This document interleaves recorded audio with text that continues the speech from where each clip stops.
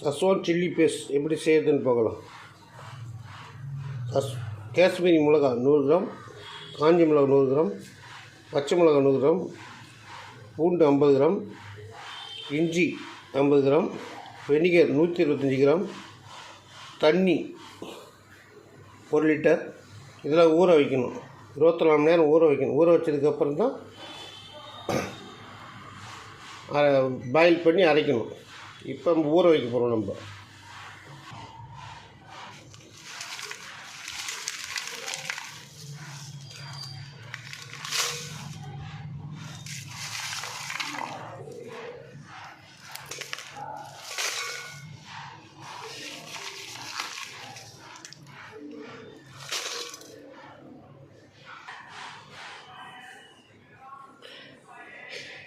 வெடிக்கிற போட்டுக்கிறோம்.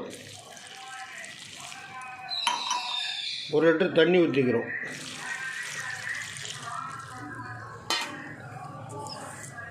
சால்ட்டு கொஞ்சமாக எல்லாம் ஊறணும்.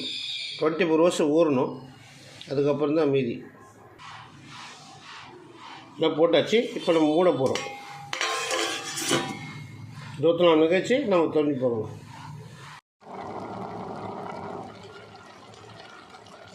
தண்ணி நல்லா சுண்டுடும். சுண்டுற வரைக்கும் பாயில் ஆகணும்.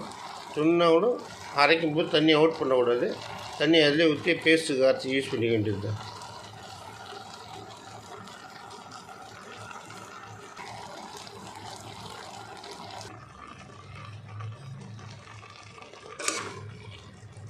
போதும்னு நினைக்கிறேன். நம்ம அரைக்கிறதுக்கு யூஸ் பண்ணிக்கலாம். தண்ணியை நிறுத்திடுவோம்.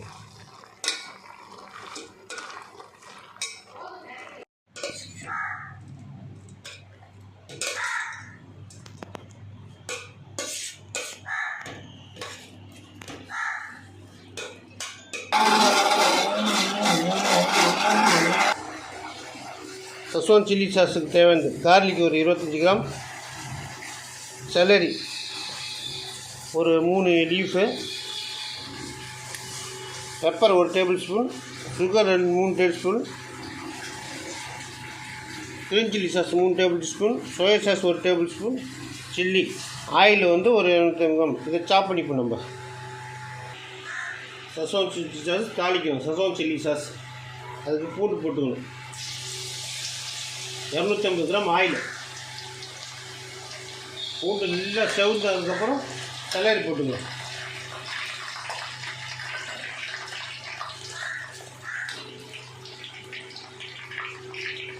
பூண்டு நல்லா செவந்துச்சு. இப்போ நம்ம செலரி போட்டுக்கலாம். பூண்டு நல்லா ட்ரை ஆனால் தான் இந்த ஈரப்பதம்லாம் இருக்கும். செலரி அதுவும் நல்லா ட்ரை ஆகும்.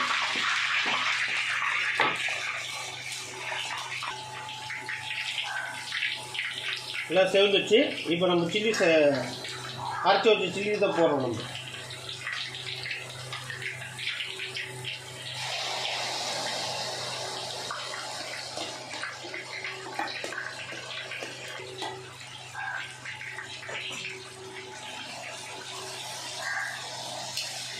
கரெக்டாக ஒரு 15 நிமிஷம் ஆகும் ரெடி ஆகிறதுக்கு. தண்ணிலாம் ட்ரை ஆகும். சுண்டனோடனே அது போட்டு ஃப்ரிட்ஜிலேயே கண்டெய்னர் ஸ்டோரேஜ் பண்ணி வச்சுக்கலாம். நம்ம வெளியே கூட வச்சுக்கலாம். 1 மாதத்துக்கு வெளியே இருந்தால் ஒன்றும் ஆகாது. மேலே அந்த ஆயில் ரோகன் இருந்துகிட்டே இருந்தால் தான் கெட்டு போகாமல் இருக்கும். பார்த்து கிண்டணும். மேலெலாம் தெரிக்கும். நம்ம இதெல்லாம் போட்டுக்கலாம். Soya sauce 1 table spoon,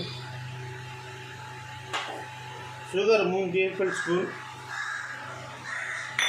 pepper 1 table teaspoon, green chilli sauce 3 table spoon,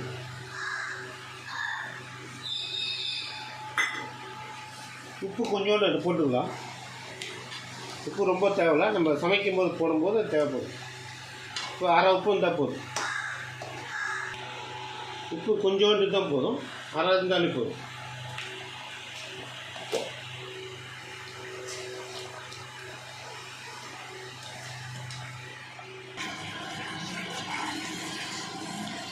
ready ஆகிடுது. இன்னும் கொஞ்சம் நேரம் ஆகும்.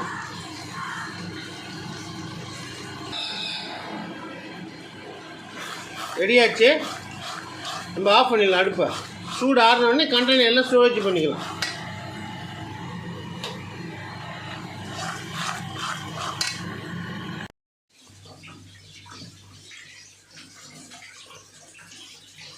ஸ்டோரேஜ் பண்ணி வச்சுக்கலாம். வச்சுக்கிட்டா ஆயில் மேலே மிதக்கிற மாதிரி இருந்துச்சுன்னா லைஃப் லாங் அது மட்டும் கிடக்கும். லைஃப் லாங்குன்னு கிடையாது, ஒரு 3 மாதத்துக்கு இருக்கும்.